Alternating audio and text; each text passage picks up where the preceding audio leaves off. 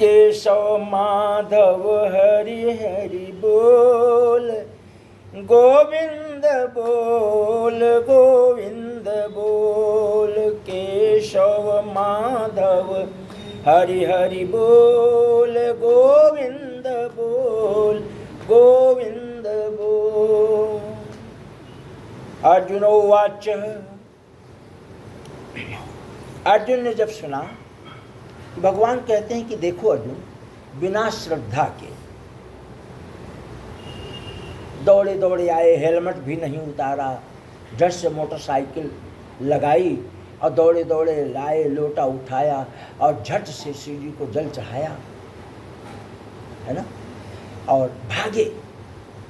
मतलब उन्होंने इतना ही समझा कि बस जल चढ़ा दिया, भागे। अरे भाई, भगवान कहते हैं कि तू जल चढ़ा के भाग तो गया, पर मैंने कहा थोड़ी था, अगर तेरे पास समय नहीं है, श्रद्धा नहीं है, तो तू दौड़ कर क्यों आ रहा है? दोनों तरफ से क्यों नगड़ हो रहा है? जहां तू जा रहा है तुझे वहां देरी हो जाएगी तो वहां से फेल हो जाएगा, समझ गया? और यहां भी आया है, यहां भी बिना श्रद्धा के करके जा रहा है, तो यहां भी तू फेल है। इसलिए यदि तेरे पास समय है तो तू समय निश्चित कर ले। यह तो शास्त्रकारों ने मन के संतोष को करने के लिए कि भाई अगर समय नहीं है तो चाहे आलस में भजो, चाहे बेआलस में भजो, धीरे धीरे आपका मन भगवान में लग जाएगा, है ना। थोड़ा भजो, कम भजो, धीरे धीरे भगवान में मन आपका लग जाएगा। पर भगवान कहते हैं कि श्रद्धा से। अर्जुन, बिना श्रद्धा के किया हुआ हवन, दिया हुआ दान, तपा हुआ तप और जो कुछ भी किया हुआ शुभ कर्म है वह समस्त असत इस प्रकार कहा जाता है, बिना श्रद्धा के। तो जो काम कीजिए उसमें मन लगाइए। पर जब आप शास्त्रों की तरफ जाते हैं, वर्तमान समय 15,000 20,000 रुपया रामचरितमानस के पाठ कराने में बैठता है, और हम लोग जाते भी हैं, करते भी हैं। घर के बड़े बड़े बच्चे क्या बोलते हैं, भैया मैं छत पे चले जाऊं, यहाँ आवाज आएगी पंडित जी लोगों की, जब तेरी के तेरा कर्म कैसा खराब है कि 20,000 तेरे माँ बाप खर्च कर रहे हैं भगवत कीर्तन के लिए कि घर की शुद्धि हो जाए, और तू कह रहा है मेरी निद्रा में खलल होगी, तू छत पर जाके बिस्तर लेके सो रहा है। कितना बड़ा दुर्भाग्य है। तो यह बात रोज होती है कि भगवान क्या कहते हैं कि यदि तेरी श्रद्धा मुझ में नहीं है तो तू भजता रह, भजता रह, भजता रह, कुछ मिलना नहीं है। और श्रद्धा हो गई तो 1 नैनो सेकंड में तब सब कुछ प्राप्त हो गया। जैसे कहीं कीर्तन भजन हो रहा हो और आप कीर्तन भजन में बैठे हैं, आपका मन नहीं लग रहा है, पर उसी कीर्तन भजन में मन तो जबरदस्ती लगा के बैठे हैं, पर अचानक ऐसा मन को महसूस होता है कि मन ओतप्रोत हो जाता है, उसी भजन की तरफ उसका मन अपने आप लग जाता है।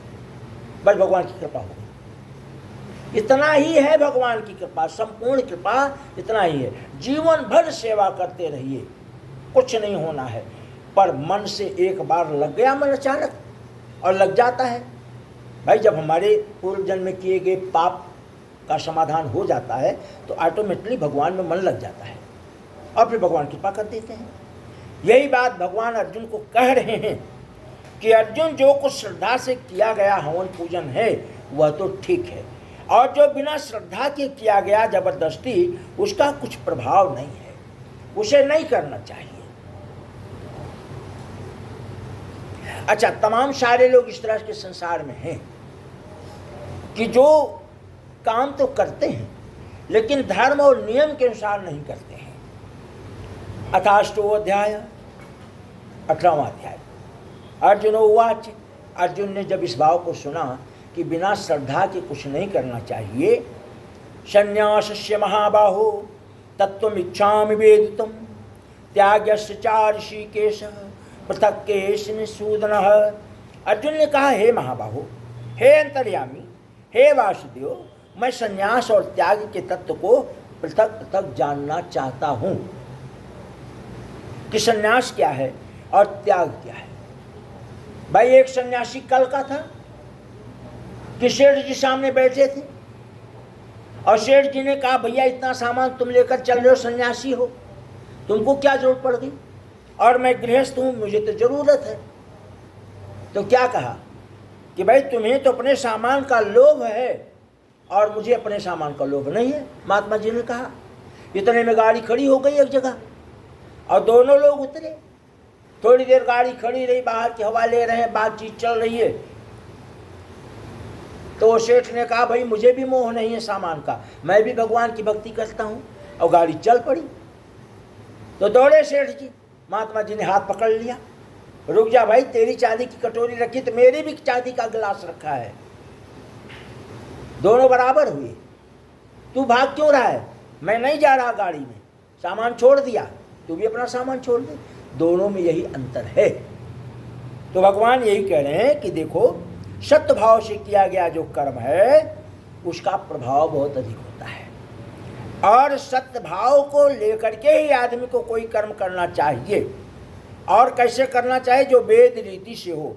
त्यागस्य चार ऋषिकेशः प्रतिकेश निषूदन, अर्थात जो बिना भाव की किया गया कर्म हो उसका फल कुछ मिलता नहीं है, इसलिए थोड़ा कीजिए,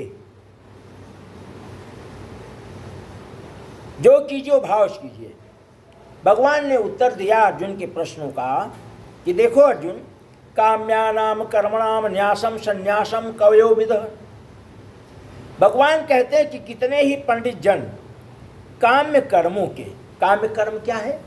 स्त्री, पुत्र, धन आदि प्रिय वस्तुओं की प्राप्ति के लिए तथा रोग संकट आदि की निवृत्ति के लिए यो यज्ञ दान जप तप उपासना आदि कर्म किए जाते हैं, उनका नाम काम्य कर्म है। तो अब विचार का बहुत सुंदर विषय है कि हमें विचार करना चाहिए कि हम भगवान की सेवा अपने स्वार्थ पूर्ति के लिए करें, यह नहीं होना चाहिए। क्योंकि जो कार्य नहीं हो रहा है, जो हम मांग रहे हैं, भगवान से मांग रहे हैं, मेरे पास नहीं हो रहा है या नहीं है, तो इसका मतलब है उस कार्य को करने के लिए भगवान को चलकर आना पड़ेगा। और मेरे तुच्छ व्यक्ति के लिए भगवान चल करके आए तो ये अच्छा नहीं है। अर्थात भगवान की सेवा करते हुए भगवान से कुछ मांगना नहीं चाहिए। भगवान कहते हैं कि अर्जुन, दूसरे विचार कुशल पुरुष सब कर्मों के फल को त्याग देते हैं, उनको त्यागी पुरुष कहा जाता है। अर्थात भगवान की सेवा करते हुए हमको कुछ मांगना नहीं चाहिए।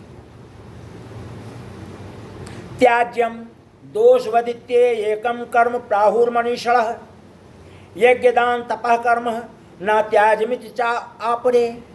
कई एक विद्वान ऐसे कहते हैं कि कर्म पात्र दोष युक्त है, इसलिए त्यागने के योग्य है। और दूसरे विद्वान यह कहते हैं कि यज्ञ दान और तप रूप कर्म त्यागने के योग्य नहीं है। तीसरे कहते हैं कि निश्चयम शृणु में तत्र त्यागे भारत सप्तमः त्यागो ही पुरुष व्याघ्रात विधिम संकीर्तति। हे पुरुष श्रेष्ठ अर्जुन, संन्यास और त्याग, इन दोनों में से पहले त्याग के विषय में तू मेरा निश्चय सुन, क्योंकि त्याग सात्विक, राजस और तामस 3 प्रकार का कहा गया है। यज्ञ दान तपरूप कर्म त्याग करने के योग्य नहीं है, बल्कि वह तो अवश्य कर्तव्य है, क्योंकि यज्ञ दान और तप ये तीनों ही कर्म बुद्धिमान पुरुष को पवित्र करने वाले हैं। इसलिए हे पार्थ, इन यज्ञ दान और तप रूप कर्मों को तथा और भी संपूर्ण कर्तव्यों को आसक्ति और फलों का त्याग करके अवश्य करना चाहिए। यह मेरा निश्चय किया हुआ उत्तम मत है। नियतस्य तु संन्यासः कर्मणो नो उद्यते मोहातस्य परित्यागस्तामसा परकीर्तिः। निषिद्ध और काम्य कर्मों का तो स्वरूप से त्याग करना उचित ही है, परंतु नियम और कर्म का स्वरूप त्याग करना उचित नहीं है। इसलिए मोह के कारण उसका त्याग कर देना तामस त्याग कहा गया है। दुःखः मित्यमेव यत् कर्म काम कलेश भयात् त्यजेत स कृत्वा राजसं त्यागम नयो त्याग फलम लभेत। जो कुछ कर्म है वह सब दुख रूप ही है, ऐसा समझ करके यदि कोई शारीरिक क्लेश के भय से कर्तव्य कर्मों का त्याग कर दे तो वह ऐसा राजस त्याग करके त्याग के फल को किसी प्रकार भी नहीं प्राप्त करता। हे अर्जुन, जो शास्त्र विहित कर्म करना कर्तव्य है, इसी भाव से आसक्ति और फल का त्याग करके किया जाता है, वही सात्विकी त्याग माना गया है। जो मनुष्य अकुशल कर्म से तो द्वेष नहीं करता और कुशल कर्म में आसक्त नहीं होता है, वह शुद्ध सत्वगुण से युक्त पुरुष संशय रहित, बुद्धिमान और सच्चा त्यागी कहलाता है। मनुष्य मन, वाणी और शरीर से शास्त्र के अनुकूल अथवा विपरीत जो कुछ भी कर्म करता है, उसके ये 5 कारण हैं। परंतु कौन कौन से 5 कारण हैं? कर्म फल का त्याग ना करने वाले मनुष्यों के कर्म को अच्छा बुरा मिला हुआ ऐसे 3 प्रकार का फल मरने के पश्चात अवश्य प्राप्त होता है, किंतु कर्म का फल त्याग कर देने वाले मनुष्यों के कर्मों का फल किसी काल में भी प्राप्त नहीं होता।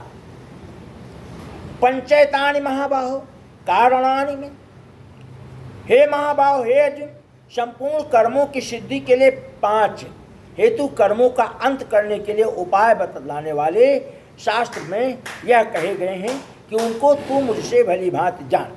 अधिष्ठानम यथा कर्ता करणम च पृथक विधानम, विविध शास्त्रों पृथक केष्ट देवम चयो पात्र पंचमम।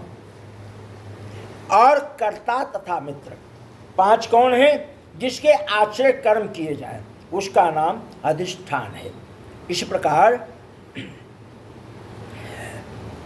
जो कर्ता तथा भिन्न भिन्न प्रकार के कारण एवं नाना प्रकार की अलग अलग चेष्टा और वैसे ही 5वां हेतु दैव है। मनुष्य मन, वाणी और शरीर से शास्त्र के अनुकूल अथवा विपरीत जो कुछ भी कर्म करता है उसके ये 5 कारण हैं। परंतु ऐसा होने पर भी जो मनुष्य अशुद्ध बुद्धि होने के कारण उस विषय में यानी कर्म के होने में केवल शुद्ध स्वरूप आत्मा को कर्ता समझता है, वह मलिन बुद्धि वाला अज्ञानी यथार्थ नहीं समझता। जिस पुरुष के अंतःकरण में मैं करता हूँ ऐसा भाव नहीं है तथा जिसकी बुद्धि सांसारिक पदार्थों में और कर्मों में लिपायमान नहीं होती है, वह पुरुष इन सब लोगों को मार करके भी वास्तव में ना तो मरता है और ना पाप में बंधता है। जो व्यक्ति श्रद्धा से कोई कर्म करता है, कोई कर्म माने अच्छा कर्म,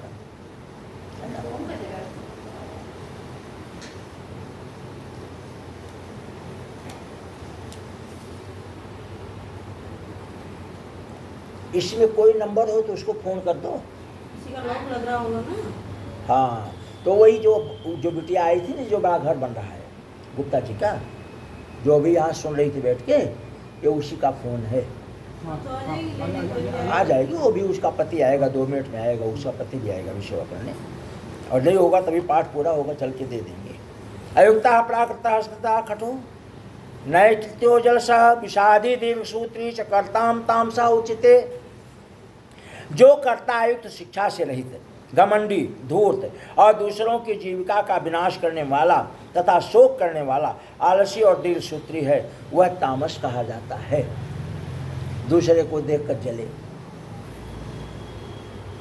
हे धनंजय, अब बुद्धि का और धृति के गुणों के अनुसार 3 प्रकार के भेद मेरे द्वारा संपूर्णता से विभाग पूर्वक कहा जाने वाला है। प्रावृत्तिम च अनिवृत्तिम। आप जाना तो थोड़ा आवाज लगा देना उस बिटिया को। हे पार्थ, जो बुद्धि प्रवृत्ति मार्ग और निवृत्ति मार्ग को, कर्तव्य और अकर्तव्य को, भय और अभय को तथा बंधन और मोक्ष को यथार्थ जानती है, वह बुद्धि सात्विकी है। ऐसा अर्जुन भगवान से अर्जुन को भगवान कहते हैं। गृहस्थ में रहते हुए फल और आसक्ति को त्याग करके भगवत दर्पण बुद्धि से केवल लोक शिक्षा के लिए राजा जनक की भांति बरतने का नाम प्रवृत्ति मार्ग है। देश विमान को त्याग करके केवल सच्चिदानंद घन परमात्मा में एक ही भाव से स्थित हुए श्री सुखदेव जी और शंकाद ऋषियों की भांति संसार से उपराम और विचरण करने का नाम निवृत्ति है। यथार्थ अधर्म धर्ममिति या मन्यते तमसावृता। सर्वार्थां विपरीतांश बुद्धि सा पार्थ तामसी। हे अर्जुन, जो तमोगुण से घिरी हुई बुद्धि अधर्म को भी धर्म है ऐसा मान लेती है तथा इसी प्रकार अन्य संपूर्ण पदार्थों को भी विपरीत मान लेती है, वह बुद्धि तामसी है।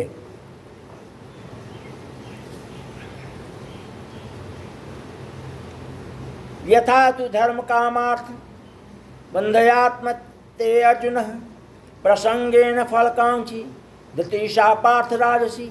हे प्रथापुत्र अर्जुन, फल की इच्छा वाला मनुष्य जिस धारण शक्ति के द्वारा अत्यंत आसक्ति से धर्म अर्थ और कर्मों को धारण करता है, वह धारण शक्ति राजसी है। शौर्य तेजो धृति बुद्धि चापलायन दानमीश्वर भावस्य चात्रम कर्म स्वभावजम। शूरवीरता, तेज, धैर्य, चतुरता और युद्ध में ना भागना, दान देना और स्वामी भाव, ये सब के सब ही क्षत्रिय के स्वाभाविक कर्म हैं। खेती, गोपालन, क्रय विक्रय रूप सत्य व्यवहार, ये वैश्य के स्वाभाविक कर्म हैं। यथा सब वर्णों की सेवा करना शूद्र का भी स्वाभाविक कर्म है। अपने अपने स्वाभाविक कर्मों में तत्परता से लगा हुआ मनुष्य भगवत प्राप्ति रूप परम सिद्धि को प्राप्त हो जाता है। अपने स्वाभाविक कर्म में लगा हुआ मनुष्य जिस प्रकार से कर्म करके परम सिद्धि को प्राप्त होता है, उसी विधि को तू सुन। यतः प्रवृत्त भूतानाम येन सर्वमिदं ततं स्वकर्मणा तमस्वैत सिद्धिं विदन्ति मानवः। जिस परमेश्वर से संपूर्ण प्राणियों की उत्पत्ति हुई है और जिससे यह समस्त जगत व्याप्त है, उस परमेश्वर की अपने स्वाभाविक कर्मों के द्वारा पूजा करके मनुष्य परम सिद्धि को प्राप्त हो जाता है। अच्छी प्रकार आचरण किए हुए दूसरे के धर्म से गुण रहित भी अपना धर्म श्रेष्ठ है, क्योंकि स्वभाव से नियत किए हुए स्वधर्म रूप कर्म को करता हुआ मनुष्य पाप को प्राप्त नहीं होता है। जैसे पतिव्रता स्त्री पति को ही सर्वस्व समझ करके पति का चिंतन करती हुई पति के आज्ञा अनुसार पति के ही लिए मन वाणी शरीर से कर्म करती है, वैसे ही परमेश्वर को ही सर्वस्व समझ करके परमेश्वर का चिंतन करते हुए परमेश्वर की आज्ञा के अनुसार मन वाणी और शरीर से परमेश्वर के लिए ही स्वाभाविक कर्तव्य कर्म का आचरण करना कर्म के द्वारा परमेश्वर को पूजना कहा गया है। सहज कर्म को त्यागना चाहिए, क्योंकि धुएं से अग्नि की भांति सभी कर्म किसी न किसी दोष से युक्त होते हैं। यह भगवान अर्जुन को निर्णय देते हैं कि प्रकृति के अनुसार शास्त्र विधि से नियत किए हुए जो वर्णाश्रम के धर्म और सामान्य धर्म रूप स्वाभाविक कर्म हैं, उनको ही यहाँ स्वधर्म, सहज कर्म, स्वकर्म, नियत कर्म, स्वभावज कर्म, स्वभाव कर्म, नियत कर्म इत्यादि नामों से कहा गया है। चार वर्णों का भगवान कृष्ण ने वर्णन किया अर्जुन से कि चार वर्ण हैं संसार में, ब्राह्मण वैश्य, ब्राह्मण और क्षत्रिय वैश्य शूद्र, चार वर्ण हैं और चारों को अपने अपने कर्म को करना चाहिए। और जब तक चारों अपने अपने कर्म को कर रहे थे तब तक समाज में कोई बेरोजगारी नहीं थी, समाज में सब कुछ ठीक था। अब ये नेतागण बांटने लगे कि तू तो ये, अरे तेरी ऐसी निंदा करते हैं, अब तू ये कर्म करेगा। तो भाई कोई ब्राह्मण बनिया का काम करने लगे, दुकान खोल ले, कोई बाहर का व्यक्ति आए जो उसे नहीं जानता होगा कि ये ब्राह्मण है, दुकान खोल के बैठे हैं, वो तो यही कहेगा ना, सेठ जी जरा 5 रुपये वाला बिस्कुट दो। तो सेठ जी की गणना कहाँ की जाती है? गुप्ता बंधुओं से, है कि नहीं है? तो व्यापार करने वाला जाति से तो ब्राह्मण है, लेकिन संकेत उसको क्या प्राप्त हुआ एक व्यक्ति के द्वारा कि सेठ जी। तो कोई भी व्यक्ति जो कर्म करेगा उसे वही धीरे धीरे लोग समझेंगे।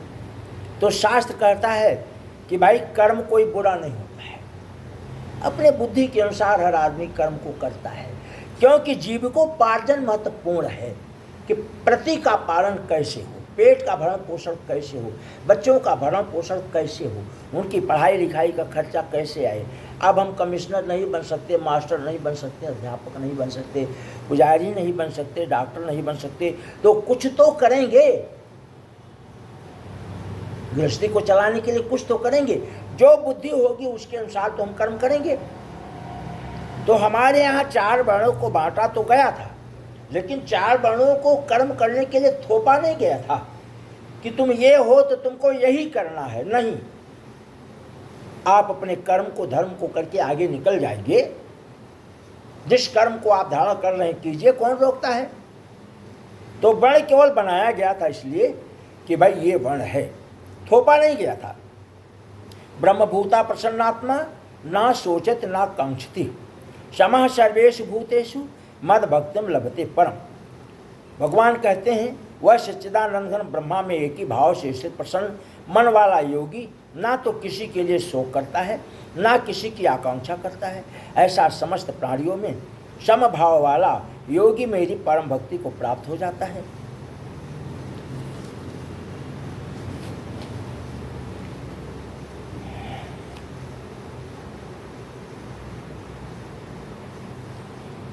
अब भगवान अच्छी तरह से समझा करके अर्जुन को और कहते हैं कि देखो अर्जुन,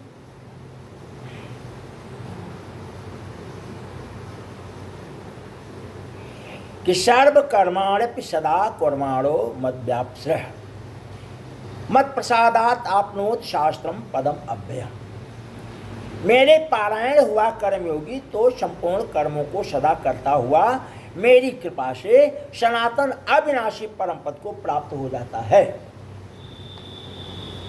समझ गए शर्मा जी? और क्या होता है कि सब कर्मों को मन में मुझे अर्पण करके यथा समबुद्धि रूप योग को अवलंबन करके मेरे पारायण और निरंतर मुझ में चित्त वाला हो, अर्थात कि कर से कर्म करो विधि नाना और मन राखो जहां कृपा निधाना। मैं अच्युता सर्वदुर्गान मत प्रसादात उपयुक्त प्रभाव से, उपयुक्त प्रकार से मुझ में चित्त वाला होकर भी मेरी कृपा से समस्त संकटों को अनायास ही पार कर जाएगा। और यदि अहंकार के कारण मेरे वचनों को नहीं सुनेगा तो नष्ट हो जाएगा, अर्थात परमार्थ से तू भ्रष्ट हो जाएगा। किसको कह रहे हैं? अर्जुन को कह रहे हैं। जो तू अहंकार का आश्रय लेकर यह मान रहा है कि मैं युद्ध नहीं करूंगा, तो यह तेरा निश्चय गलत है, मिथ्या है, झूठा है, क्योंकि तेरा स्वभाव तुझे जबरदस्ती युद्ध में लगा देगा। क्यों लगा देगा? क्योंकि कौरव मानने वाले हैं नहीं, सामने वाली पार्टी मानने वाली है नहीं। तुम युद्ध नहीं करोगे तो वो युद्ध करेगा ही करेगा। और यदि उसके पास ये बुद्धि होती कि मुझे युद्ध नहीं करना है, तो आज ये व्यवस्था क्यों हुई होती, दोनों तरफ की सेनाएं क्यों आकर के खड़ी हुई होती। इसका मतलब युद्ध चरम सीमा पर है। युद्ध अवश्य होगा, अवश्य होगा, अवश्य होगा। अर्जुन, यदि तू नहीं करता है तो तेरा स्वभाव तुझे जबरदस्ती युद्ध में लगा देगा। तो जबरदस्ती लगोगे जब और मन नहीं लगेगा तो मारे कि तुम्हारे जाओगे भी, और कर्म का फल भी ठीक से नहीं मिलेगा। इसलिए भगवान कहते हैं कि हे कुंती पुत्र, तू जिस कर्म को मोह के कारण करना नहीं चाहता, उसको भी अपने पूर्वकृत कर्म, स्वाभाविक कर्म से बधा हुआ परवश होकर के तू करेगा। और जब परवश होकर के करेगा तो हे अर्जुन, शरीर रूप यंत्र में आरूढ़ हुए संपूर्ण प्राणियों को अंतर्यामी परमेश्वर अपनी माया से उनके कर्मों के अनुसार भ्रमण कराता हुआ सब प्राणियों के हृदय में विराजमान है। इसलिए तू अर्जुन समझदार है। अभी भी मेरे द्वारा बताए गए संपूर्ण गोपनीय से गोपनीय मेरे परम रहस्य को तू समझ ले और युद्ध में स्वयं तत्काल युद्ध करने के लिए खड़ा हो जा, तो इस पर मेरी कृपा होगी। संपूर्ण धर्मों को अर्थात संपूर्ण कर्तव्यों को मुझ में त्याग करके तू केवल एक मुझ सर्वशक्तिमान सर्वाधार परमेश्वर को शरण में आ जा। मैं तुझे संपूर्ण पापों से मुक्त कर दूंगा, तू शोक मत कर। तुझे यह गीता रूप रहस्यमय उपदेश किसी भी काल में ना तो तपरहित मनुष्यों से करना चाहिए, ना भक्ति से करना चाहिए। आए ये रखा है। हाँ ये रखा है ना, ये रखा है ना। नहीं किसी का आया था। नहीं आप पूजा कर रहे थे शायद जब। अब हम लोगों ने नहीं सुना। हाँ वो निकल गया ना। आपका ही है ना? हाँ। हाँ ठीक है। तो अभी मैंने उनको रोक दिया था। उन्होंने कहा, अरे उन्होंने कहा ना ये जो बड़ी बिल्डिंग है उनका है। गलत चला जाता ना, गलत चला जाता फोन, मैं तो आपसे बोल रही थी फिर हम लोग परेशान होते। या इमं परमं गुहान मद भक्तेश व्यदस, जो पुरुष मुझ में परम प्रेम करके इस परम रहस्य गीता शास्त्र को मेरे भक्तों के कारण कहेगा, मुझको ही प्राप्त होगा। अर्थात जो इस गीता पाठ को सुनेगा उसका 17 से कल्याण होगा। अर्जुन उवाच, अर्जुन ने पुनः कहा, नष्टा मोह अस्मृतलब्धाः त्वत्प्रसादान् में आश्रितः स्थितो अस्मि गत संदेह करिष्ये वचनम। तो अर्जुन ने कहा, हे अच्युत, हे केशव माधव मधुसूदन, आपकी कृपा से मेरा मोह नष्ट हो गया और मैंने स्मृति प्राप्त कर ली। अब मैं संशय रहित होकर के स्थित हूँ, अतः आपको आपकी आज्ञा के अनुसार मैं पालन करूँगा। संजय उवाच, संजय ने लास्ट में धृतराष्ट्र ने कहा कि अर्जुन अब युद्ध करने के लिए तैयार हो गया, अब युद्ध रुक नहीं सकता, अवश्य युद्ध होगा। इत्यहं वासुदेवस्य पार्थस्य च महात्मनः संवादमिमं श्रुतं रोमहर्षणम्। संजय बोले कि इस प्रकार मैंने श्री वासुदेव के कहे हुए और महात्मा अर्जुन के इस अद्भुत रहस्ययुक्त रोमांचकारक संवाद को मैंने सुना। हे धृतराष्ट्र, जो जो भगवान ने अर्जुन से कहा मैंने सब सुना और आपको सब सुनाया। व्यास प्रसादात परमम, श्री व्यास जी की कृपा से दिव्य दृष्टि पा करके मैंने इस परम गोपनीय योग को अर्जुन के प्रति कहते हुए स्वयं योगेश्वर भगवान श्री कृष्ण से प्रत्यक्ष सुना। हे राजन, भगवान श्री कृष्ण और अर्जुन के इस रहस्ययुक्त कल्याणकारक और अद्भुत संवाद को पुनः पुनः स्मरण करके मैं बार बार प्रसन्न हो रहा हूँ। और हे राजन, श्री हरि उस अत्यंत विलक्षण स्वरूप को भी मैं पुनः पुनः स्मरण करके मेरे चित्त में महान आश्चर्य होता है और मैं बार बार हर्षित हो रहा हूँ और भगवान के चरणों में कोटि कोटि प्रणाम कर रहा हूँ। यत्र योगेश्वर कृष्णो यथा पार्थो धनुर्धरा। हे राजन, जहाँ योगेश्वर भगवान श्री कृष्ण हैं और जहाँ गांडीव धनुषधारी अर्जुन हैं, वहीं पर श्री विजय विभूति और अचल नीति है, ऐसा मेरा मत है। बोलिए कृष्ण भगवान की। भगवान से मांगने का भी एक तरीका है। दुर्योधन गया तो भगवान ने क्या विचार किया, ये पापी व्यक्ति आ रहा है, इसलिए जो दुष्ट आत्मा है वो भगवान की लाख सेवा करें उनको कुछ मिलता नहीं है। उनको पूर्व जन्म में किए गए कर्म का धन है उनका, इस जन्म में कुछ मिलता नहीं है और अगले जन्म में वो भिखारी होंगे, दुखों से उनका जीवन कष्ट होगा। तो आया और देखा कि भगवान ने सोचा ये तो पापी व्यक्ति आ रहा है, तो पापी व्यक्ति को भगवान देखना भी नहीं चाहते हैं, है ना। पापी व्यक्ति आया और भगवान ने क्या किया, चद्दर से मुख ढक लिया, ऐसा लगे सो रहे हैं। तो पापी व्यक्ति को ज्ञान नहीं होता है, दौड़े दौड़े आया, सिरहाने की तरफ खड़ा हो गया और इतनी देर में अर्जुन आ गए। तो अर्जुन ने देखा उधर वो खड़े हैं सिरहाने की तरफ, गलत खड़े हैं, खड़ा तो इधर होना चाहिए। तो पाँव की तरफ जैसे अर्जुन खड़े हुए, भगवान ने मुख खोल दिया। तो दुर्योधन ने कहा पहले मैं आया हूँ। भगवान ने कहा भाई पर मैंने पहले अर्जुन को देखा है। अच्छा ठीक है, तो जिद्दी व्यक्ति है, तू मांग ले, क्या मांगता है। तो अर्जुन ने कहा पहले मैं आया हूँ, मैं आपको दिखाऊं। तो नियम तो यही कहता है। बोले हाँ ठीक है, तुझे क्या मांगना है। बोले मुझे मांगना ये है कि मैं सुभद्रा से बड़ा प्रेम करता हूँ, पर जो आपके बलदाऊ भैया है ना, वो बीच में रोड़ा है, टांग अड़ा रहे हैं। तो भगवान ने कहा जा ले जा सुभद्रा को, हम देख लेंगे। और भगवान ने कहा कि और क्या चाहता है। बोले अभी जो युद्ध होगा उस युद्ध में मैं चाहता हूं कि आप मेरे साथ रहें, आपकी 5 दंड नामक सेना हमको नहीं चाहिए। बड़ा प्रसन्न हुआ दुर्योधन। फिर तो बिना मांगे जो मैं मांगने आया था मिल गया। अर्थात भगवान को चाहिए, धन नहीं चाहिए। यही व्यक्ति के मन में विचार होना चाहिए। धन तो अपने आप आ जाएगा अगर हमारा जीवन धर्म से चलेगा तो, है कि नहीं है?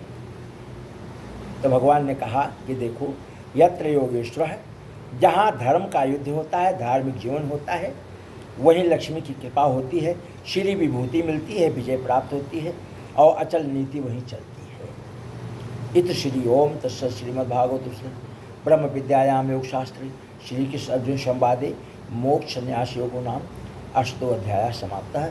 बोलिए श्री कृष्ण भगवान की जय। जिसका नाम स्मरण करने से पापों का विनाश हो जाता है, उसी का नाम श्री हरि है। आरती हो जाए।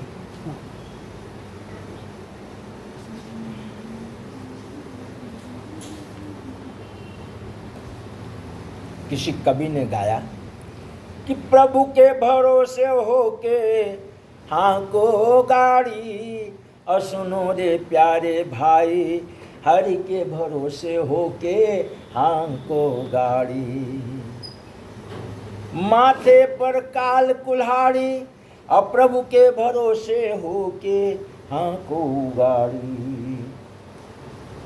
सुनो रे प्यारे, हरि के भरोसे होके हाँ को गाड़ी, हरि के भरोसे होके हाँ को गाड़ी।